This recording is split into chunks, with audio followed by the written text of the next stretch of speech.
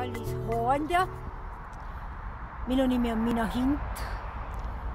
Ma olen kirjanik, penklubi liige.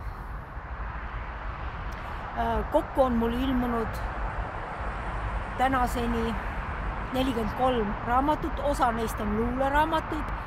Sellel aastal ilmus mul luulekogu Omaenda põrgus ja teine oli näidend Kohus.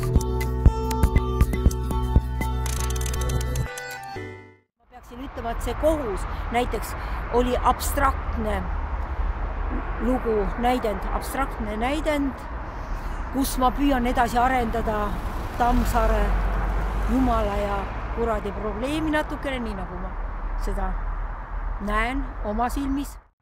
Praegu on mul valminud pool uuest luulekogust ja pisut on valmis ka proosaraamat. Ma tavaliselt kirjutangi niiviisi, et üks on luuleraamat, mis mul ilmub, ja teine on proosaraamat. Luuleraamatus ma tavaliselt töötan läbi neid teemasid, mis mind parajasti huvitavad.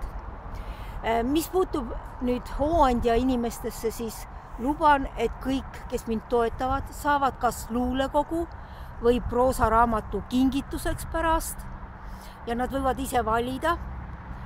Mul on päris pikk nimekiri, mida nad just sooviksid. Ma ei luba just, et mul kõiki raamatuid on, aga küllaltki palju on mul, mille hulgas saab valida.